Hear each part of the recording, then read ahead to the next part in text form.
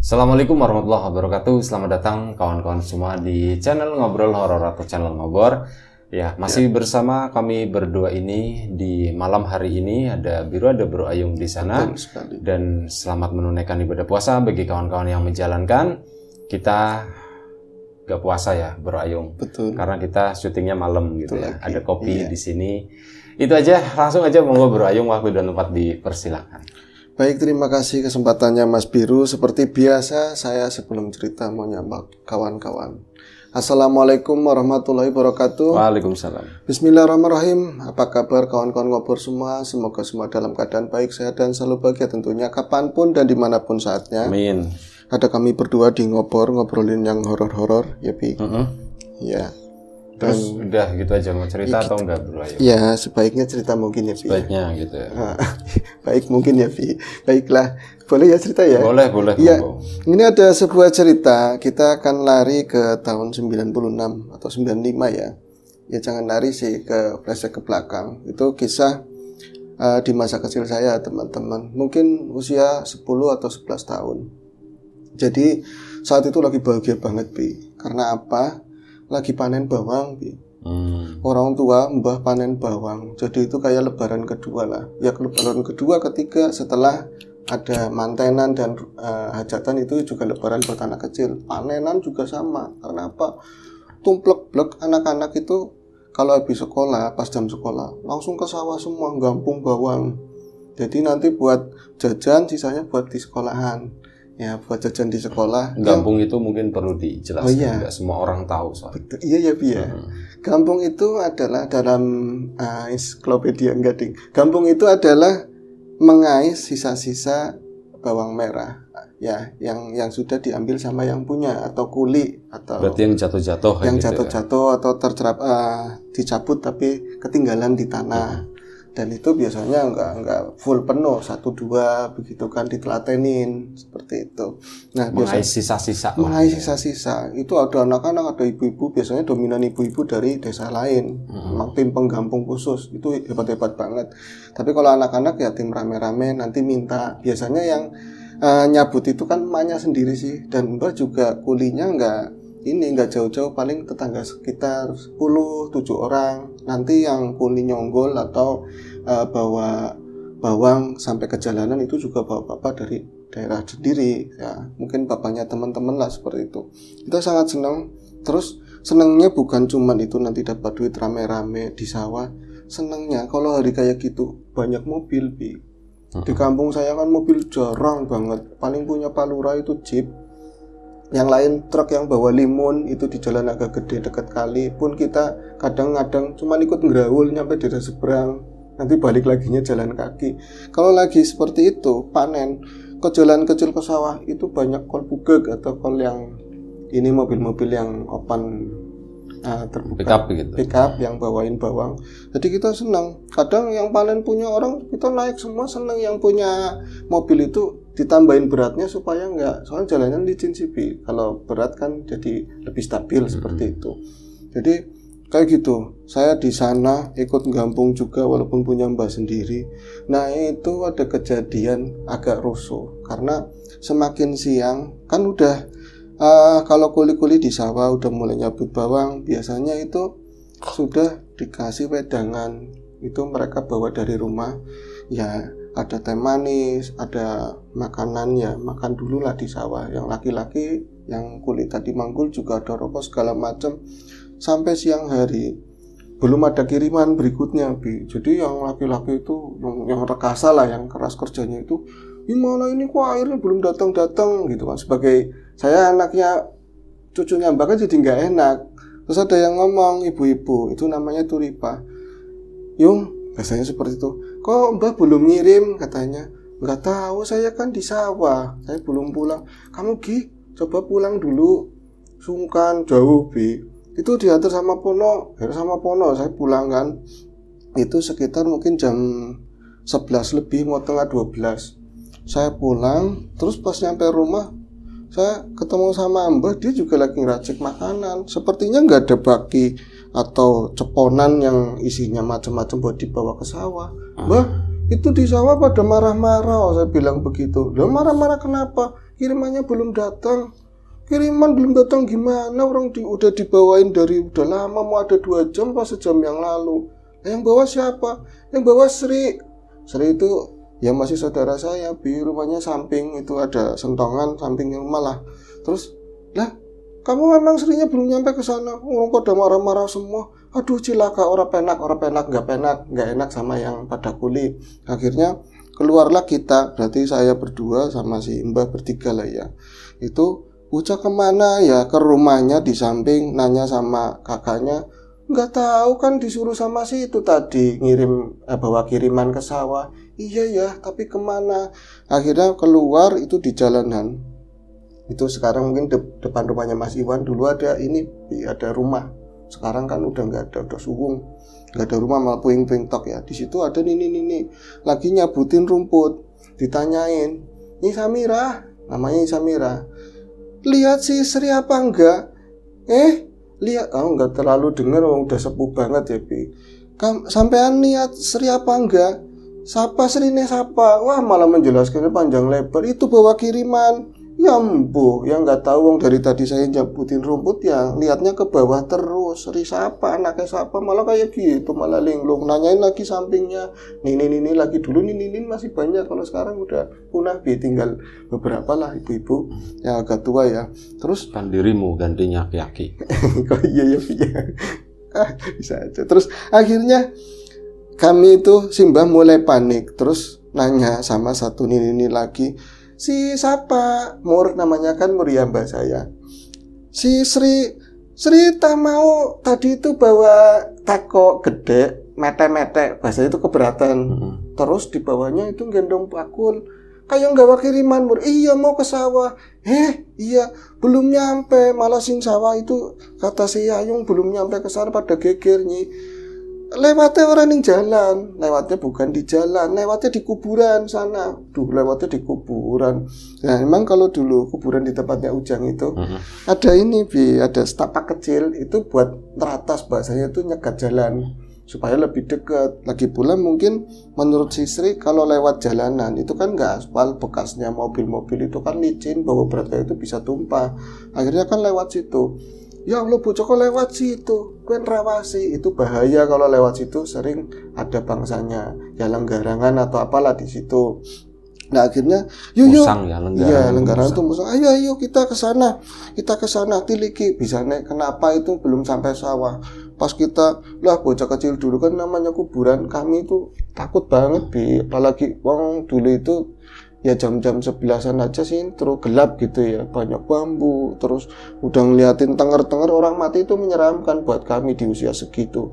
Kono mah nggak tahu, yang penting ikut-ikutan aja lah di belakang saya. Pas masukin area makam situ, dari kejauhan di pinggir sawah itu kelihatan yang namanya Sri itu masih megang teko, masih ada bakulnya di sini. Jadi diikat-ikat sama Mbak pakai bengkung sini Bi. Nah bocah lagi ngapain, bisa nek kono, bisa nek kamu masih di situ. Itu pas dideketin ternyata udah kaku begini, kaku, terus cuman mulutnya, jadi matanya itu mendelik, terus kayak gitu, nggak bisa ngomong, kayak kesengkal apa lah, nggak bisa. Ya Allah bocah kok kayak gini, kamu kenapa? Digeser aja berat, digeser ya kayak mau tumplak semuanya sama wedang-wedangnya. Jadi pakainya teko yang gede aluminium itu loh. Kalau diambil sini nggak bisa Bi, jadi kayak kuat banget, gimana sih, kejam, kuat banget. Tundang bekon. Jadi aku suruh manggil Mbak Laki, lari kan saya, Pononya ikut. Pono kan kemana saya pergi ikut terus, nggak tahu tujuannya kadang-kadang ya. Mbah Sri kaku, saya bilang angel lah bahasa bocah kecil. Sri kaku mangap gimana? Di kuburan, bisa nih bocah di kuburan. Ayo, itu masih pakai baju dinas balai desa Bi, kayak gitu. Mau pulang dari sana kan, dari tangga situ, terus ya Allah kok bocah kayak gini, kenapa Mak? Ngomong sama Mbak yang perempuan, nggak tahu, kayak kaku kabeh, ini tangannya kaku, semuanya kaku. Terus ya Allah bocah ini dilepas nggak bisa, di tangan itu masih megang teko, dilepas nggak bisa. Tapi si Mbak perempuan improv, didoni bae apa ya, diludahin apa aja ya, katanya seperti itu. Jadi improv terserah dia sendiri, kayak keyakinan sendiri di ini diludahin, itu bisa dilepas. Loh ini yang di belakang itu kan ada nasi segala macam jajan-jajanan, punggungnya dilepas. Terus dia itu masih kaku kayak gini, ada dibopong sama Mbah. Dibopong itu kayak bopong gelondong ini debug lah seperti itu. Dia kan orangnya anaknya lebih tinggi dari saya, ketemunya kakak lah. Dibawa ke rumah, ngelewatin tadi yang nyabutin rumput nih Samira itu rame-rame apa ada apa ya nggak ini nggak bawa apa itu nggak ya nanti aja dibawa ke rumah kan. Akhirnya nyampe ke rumah itu panik, tetap nggak bisa ditekuk, jadi masih lurus mangap diraupi dianuin bersihin pakai air juga nggak mempan. Akhirnya di situ kan kalau zaman itu yang namanya orang tua biasanya ada tukang suwuk ya tukang suwuknya Nyi Samira tadi yang ini dijemput sama saya Nyi Samira disuruh ke rumah. Kenapa katanya itu si Sri nggak bisa ngapa-ngapain kesurupan, saya bilang gitu. Srinya siapa ngomongnya kayak gitu. Akhirnya mbak saya datangnya laki-laki ngomong kalau di rumah itu si Sri anaknya dijelasin itu kaku di sini di makam melas teman yuk masih bawa arit itu yang buat nyabutin rumput segala macam dibawa ini nggak usah dibawa yuk itu jalannya mau yang namanya orang tua ya rada pikun. Orang rumah kita ke seberang malah dia mau jalannya ngetan dituntun pas nyampe sana. Kenapa Mur? Ngomong sama mbak saya, namanya kan Mur ya tadi di depan. Nggak tahu Nyi. Dani bocah kayak gini, kenapa bocah kok begini, mangap-mangap, nggak bergerak? Ya nggak tahu, situ yang orang pintar sih, kita yang mau nanya malah situ yang nanya. Iya, kok kayak gitu. Engkau. Jadi di sininya kayak semacam dikain itu dikaretin, tapi banyak banget Jadi ngejendol begitu ya. Saya pikir duit, karena sering lihat dia itu ada bundelan di sini, saya pikir duit. Engkau rewangi, angel banget sih angel banget bukanya, tolong dibantuin. Tuh karetnya banyak, kemudian bareng dibuka di dalamnya itu. Gadil katanya, ini gadile mbu apa? Gadilnya nggak tahu, dikasih sama mbah saya dulu. Banyu, suruh ambil banyu, suruh ambil air. Dan mbah saya kan bawa air minum, bukan ini. Baskom. Direndam di situ Nah saya anak kecil ngeliatin kayak gitu ya, saudara juga kaku gitu kan, panik banget takut. Pono makan jajan. Nah saya itu kenapa udah kamu diem diraupi sama airnya itu. Jadi dia kan ya jalannya tuh susah, disuruh ke sini bocahnya di sini ada popong begini sama mbak saya yang laki diraupin di mukanya. Iya, kiane. Bismillahirrahmanirrahim sama baca mantra orang Jawa dulu ya. Terus dadanya udah lah sampai bawah sini juga. Dan ini orang mempan. Bingung sendiri kok nggak mempan. Terus lama-lama gimana Nyi? Aduh, orang kuat. Katanya saya nggak kuat. Terus malah bocahnya itu malah makin kejar-kejar kayak gitu, kayak dengal-dengal begini. Akhirnya itu aja panggilin kiainya sing biasa ngimamin di masjid. Akhirnya dipanggil lah kiainya ke situ. Itu nyainya itu keluar. Aku rawani. Itu yang bikin kita itu takut banget, karena dia itu yang dipikir paling sakti aja takut banget Lah bocah itu makin diem aja begitu kan, cuman mulutnya itu kayak gitu toh. Akhirnya datanglah si kiai tadi ke situ, terus didoain itu mending. Akhirnya sudah ya ditaruh di kamar, itu juga di kamarnya Mbah.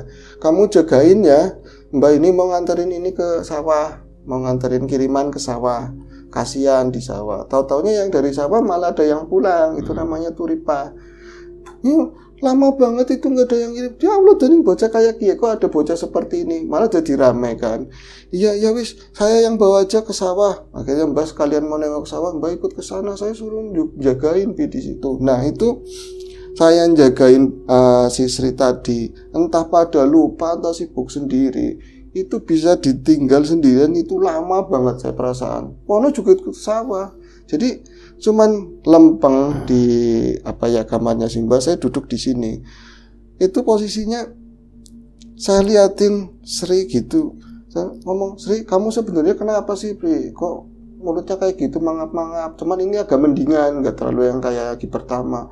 Dia itu yang bikin saya takut, ngelirik tapi pelan banget ke arah saya, Bi. Kayak orang lagi nakut-nakutin. Cuman mungkin denger tapi saya pikir bukan dia, itu masih bukan dia. Mau ngelirik ke saya, kamu jangan lirik kayak gitu Sri, saya takut tuh Sri, kamu sebenarnya kenapa sih? Dia diem lagi kan. Nggak lama emaknya datang, ya Allah, nangis kan, malah panik.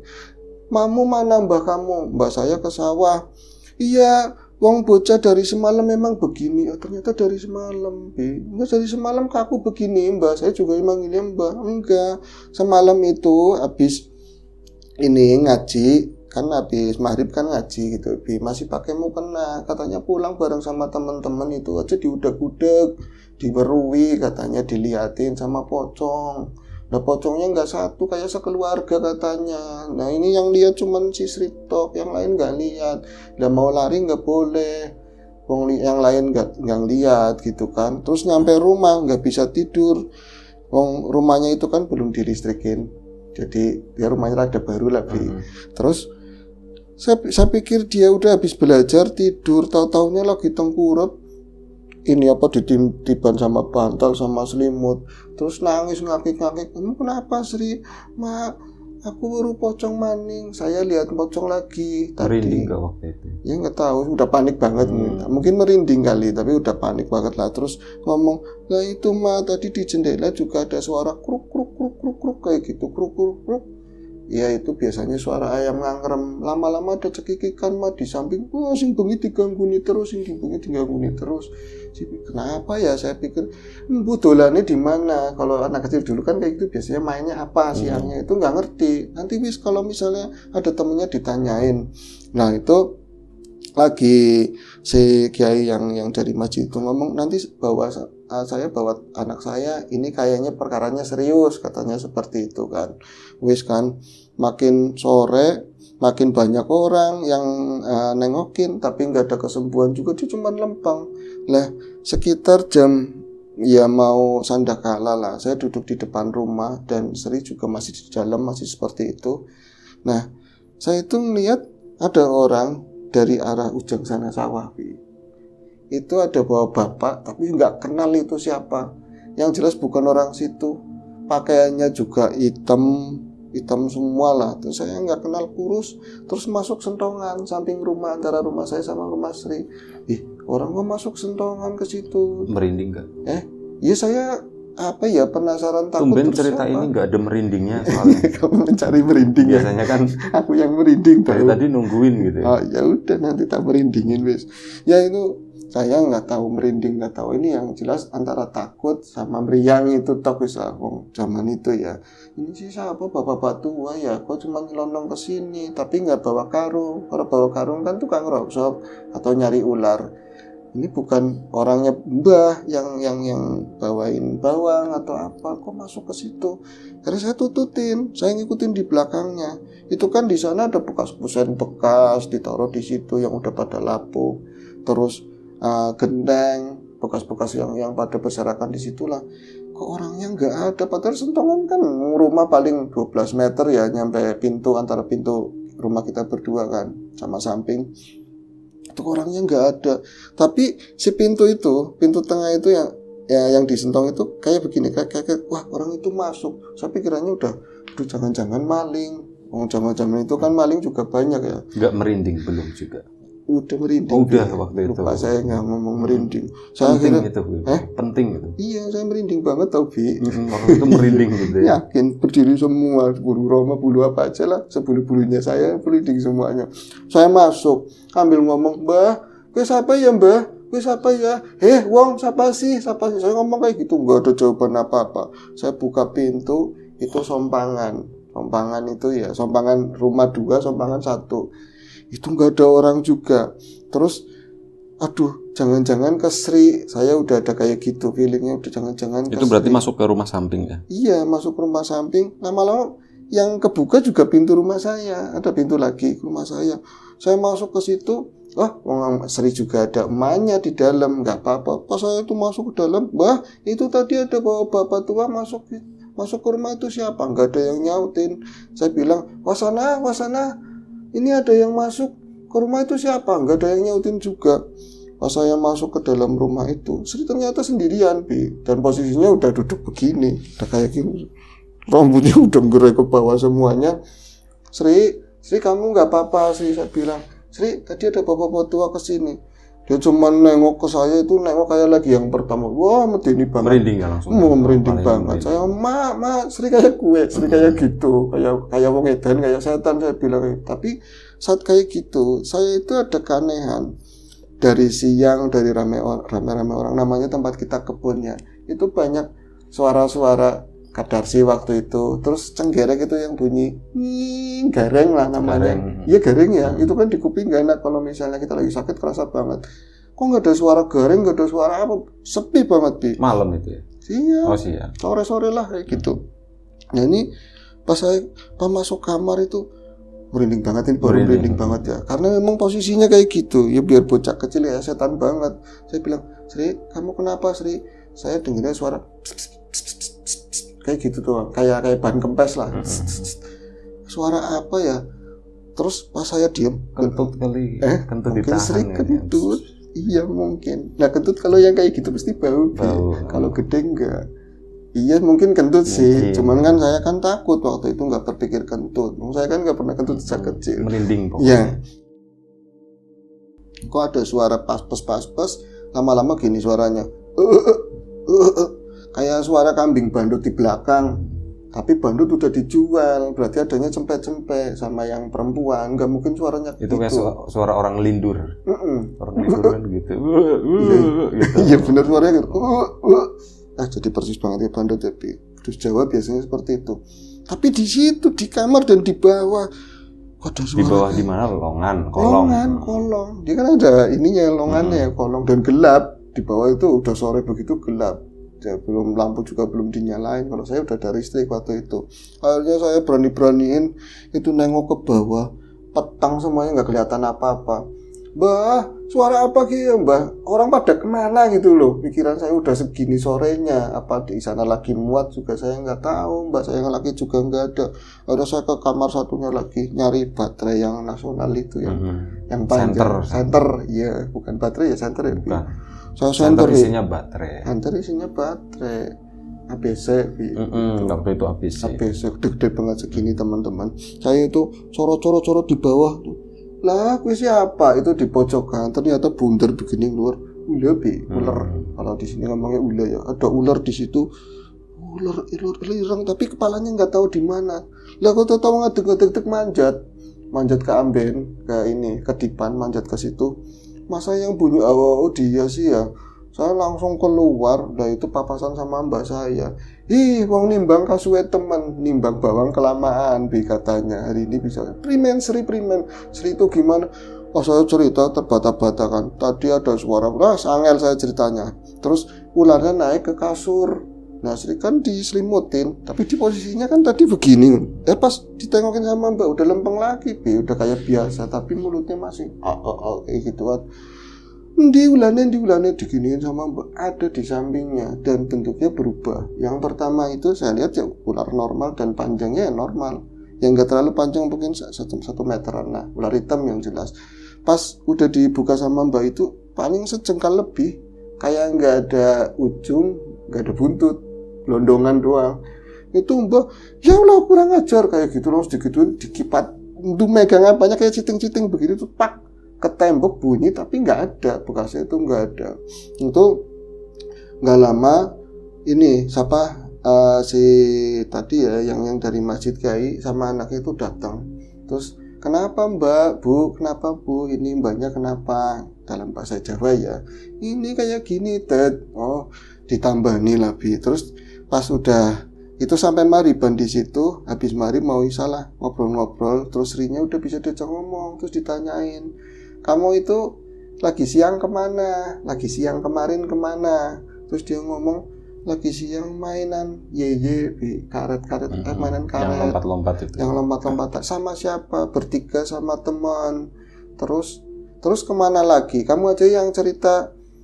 Karetnya pedot, karetnya itu putus, Terus kan Pak disambung-sambung juga udah, kalau dulu kan karet kalau udah jelek disambung nggak putus terus kan. Akhirnya saya ke belakang itu di dekat kuburan. Ada, kalau dulu masih ada wit gempol sama weringin itu lebih. Terus ada yang julur-julur itu loh, ditarik sama si Sri buat ganti tali itu loh yang lompat-lompat itu.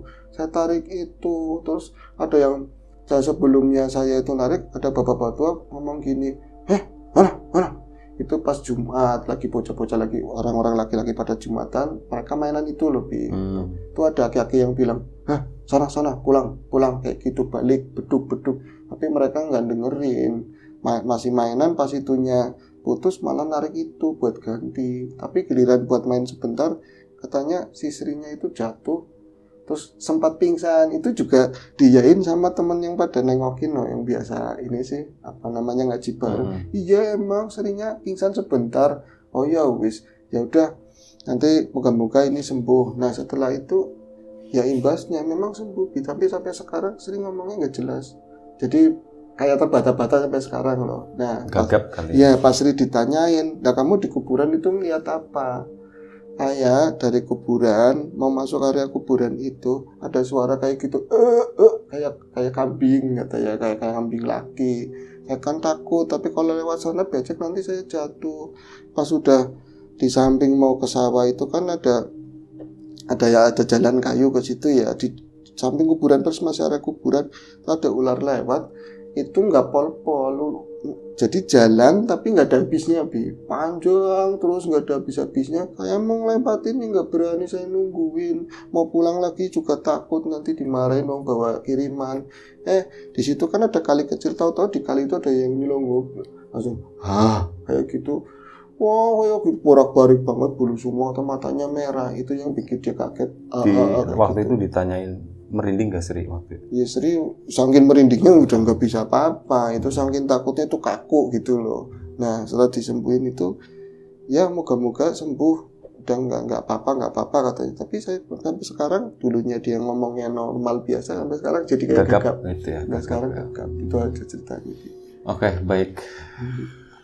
Hari ini ceritanya nggak banyak merinding ya Bro Ayung ya, cuman sedikit, itu pun diingatkan gitu. Iya. Terima kasih Bro Ayung ceritanya, kawan-kawan di rumah juga terima kasih. Tahun 90-an tadi ya. Iya 90-an. Oke, terima kasih kawan-kawan di rumah. Itu tadi sekali lagi terima kasih atas support dan dukungannya apapun itu. Semoga kawan-kawan tetap terhibur dengan cerita-cerita di ngobrol horor ini. Baik, selamat menaikkan ibadah puasa bagi kawan-kawan yang menjalankan. Doa terbaik dari kami untuk kawan-kawan juga. Sampai jumpa di episode selanjutnya ngobrol horor. Jaga kesehatan kawan-kawan tentunya. Assalamualaikum warahmatullahi wabarakatuh.